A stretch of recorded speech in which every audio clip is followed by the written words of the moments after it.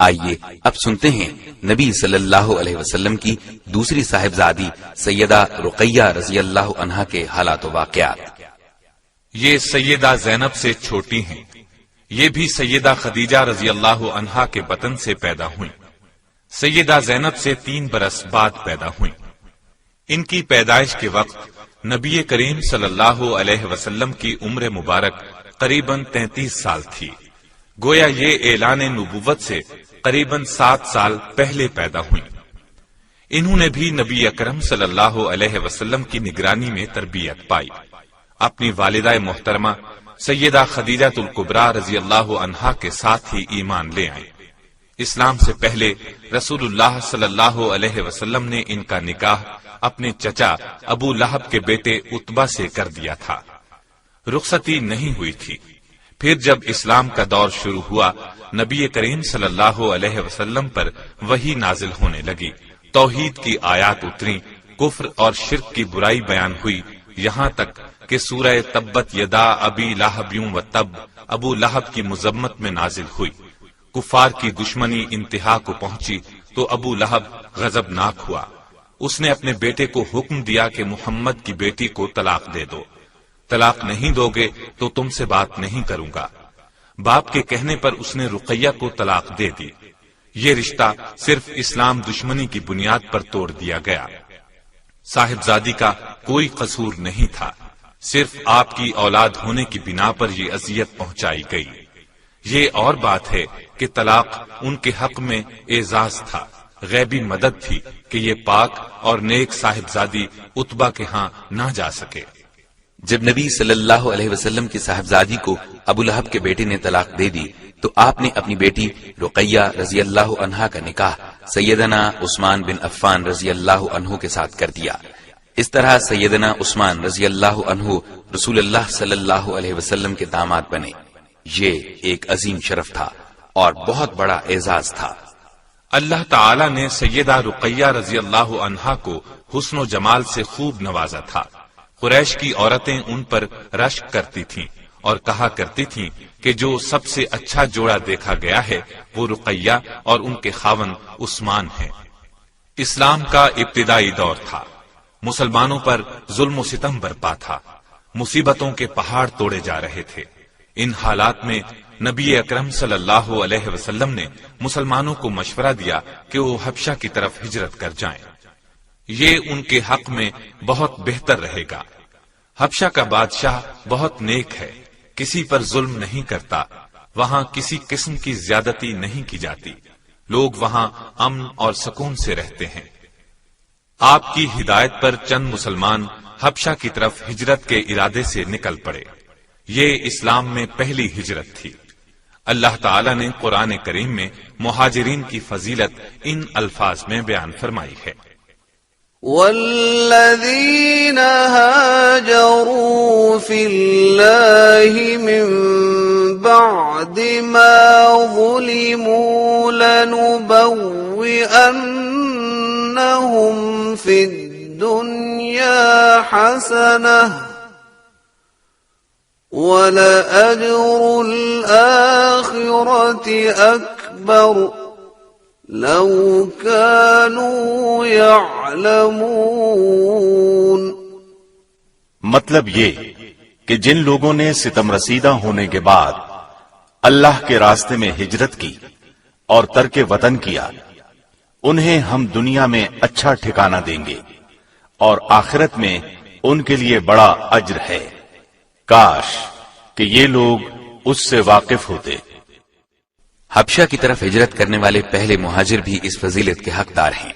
اس ہجرت میں سیدنا عثمان رضی اللہ عنہ اور ان کی اہلیہ محترمہ سیدہ رقیہ رضی اللہ عنہا بھی شامل تھے۔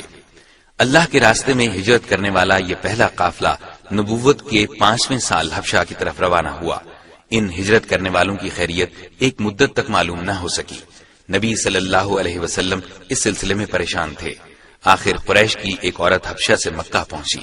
آپ نے اس سے ہجرت کرنے والوں کے حالات معلوم کیے۔ اس نے بتایا کہ وہ سب خیریت سے ہیں اور یہ کہ اس نے سیدنا عثمان اور سیدہ رقیہ کو دیکھا ہے۔ عثمان اپنی بیوی کو سواری پر سوار کیے کہیں لے جا رہے تھے۔ خود سواری کو پیچھے سے چلا رہے تھے۔ یہ سن کر آپ نے یہ دعا فرمائی، اللہ تعالیٰ ان دونوں کا حامی اور ساتھی ہو۔ سیدنا عثمان رضی اللہ عنہ لوط علیہ السلام کے بعد پہلے شخص ہیں جنہوں نے اپنے اہل و عیال کے ساتھ ہجرت کی۔ ان مہاجرین نے حبشہ میں ایک مدت گزارنے کے بعد پھر مکہ کا رخ کیا۔ اس دوران میں نبی اکرم صلی اللہ علیہ وسلم مکے سے ہجرت کر کے مدینے تشریف لے جا چکے تھے۔ چنانچہ سیدنا عثمان رضی اللہ عنہ بھی سیدہ رقیہ رضی اللہ عنہا کے ساتھ مدینے ہجرت کر گئے، اور یہ ان کی دوسری ہجرت تھی۔ اس طرح آپ دونوں کو 2 بار ہجرت کا شرف حاصل ہوا۔ حبشہ میں عثمان رضی اللہ عنہ کے ہاں ایک بیٹا پیدا ہوا، اس کا نام عبداللہ رکھا گیا۔ اسی کے نام کی نسبت سے عثمان رضی اللہ عنہ کی کنیت ابو عبداللہ تھی۔ اپنے والدین کے ساتھ یہ نواسہ رسول مدینے پہنچے۔ ان کی عمر 6 سال ہوئی تو ایک مرغ نے ان کی آنکھ میں چونچ مار دی، آنکھ زخمی ہو گئی، زخم ٹھیک نہ ہو سکا اور اسی حالت میں 6 ہجری میں انتقال کر گئے۔ انا للہ و انا الیہ راجعون۔ ان کے بعد سیدہ رقیہ کے ہاں اور کوئی اولاد نہ ہوئی۔ عبداللہ کی وفات پر نبی کریم صلی اللہ علیہ وسلم بہت غمگین ہوئے۔ عبداللہ کو گود میں اٹھایا تو آنکھوں سے آنسو جاری ہو گئے۔ خود نماز جنازہ پڑھائی، دفن کرنے کے لیے آپ خود قبر میں اترے۔ نبی اکرم صلی اللہ علیہ وسلم کی ایک خادمہ تھی، ان کا نام ام عیاش تھا۔ آپ کی خدمت میں لگی رہتی تھیں، گھریلو کام کرتی تھیں، آپ کے لیے وضو کا پانی تیار کرتی تھیں۔ پھر آپ نے ام عیاش کو ہدیے کے طور پر اپنی بیٹی رقیہ کے حوالے کر دیا تاکہ وہ ان کی خدمت کرے۔ ایک دن سیدنا عثمان اور سیدہ رقیہ نے شہد وغیرہ سے ایک طرح کا کھانا تیار کیا اور نبی صلی اللہ علیہ وسلم کی خدمت میں بھیجا۔ اس روز نبی صلی اللہ علیہ وسلم ام سلمہ رضی اللہ عنہا کے گھر میں تھے، لہٰذا یہ ہدیہ وہاں پہنچا۔ آپ گھر میں نہیں تھے، تشریف لائے تو ام سلمہ سے دریافت فرمایا، یہ ہدیہ کس نے بھیجا ہے؟ انہوں نے بتایا کہ سیدنا عثمان کے گھر سے آیا ہے۔ آپ نے یہ سن کر دونوں ہاتھ اٹھائے اور دعا فرمائی، اے اللہ، عثمان تجھے راضی کرنا چاہتا ہے، تو بھی عثمان سے راضی ہو جا۔ 2 ہجری میں غزوہ بدر پیش آیا۔ انہی دنوں سیدہ رقیہ بیمار ہو گئیں۔ صحابہ کرام لڑائی کی تیاری کر رہے تھے۔ ایسے میں نبی صلی اللہ علیہ وسلم نے سیدنا عثمان سے ارشاد فرمایا، اے عثمان، رقیہ بیمار ہیں، اس لیے آپ مدینے ہی میں ٹھہریں، ان کی تیمارداری کریں۔ آپ نے اپنے خادم اسامہ بن زید رضی اللہ عنہ کو بھی ان کے ساتھ ٹھہرنے کی ہدایت فرمائی۔ سیدنا عثمان رضی اللہ عنہ غزوے میں شرکت کرنا چاہتے تھے۔ ان کے شوق کو دیکھ کر آپ نے ارشاد فرمایا، آپ کو لڑائی میں حاضر ہونے والوں کے برابر اجر ملے گا اور مال غنیمت میں سے بھی آپ کو حصہ دیا جائے گا۔ چنانچہ سیدنا عثمان کو یہ حصہ دیا گیا۔ گویا سیدہ رقیہ رضی اللہ عنہا کی تیمارداری کا درجہ جہاد کے برابر قرار دیا۔ یہ سیدہ رقیہ کی بہت بڑی فضیلت ہے۔ نبی صلی اللہ علیہ وسلم کی صاحبزادیوں میں یہ اعزاز صرف انہی کو حاصل ہے۔ غزوہ بدر 2 ہجری رمضان المبارک میں پیش آیا۔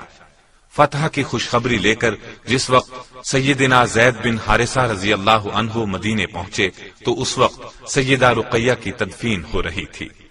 انا للہ و انا الیہ راجعون۔ چند دن بعد نبی اکرم صلی اللہ علیہ وسلم مدینے پہنچے تو سیدہ رقیہ کی قبر پر گئے۔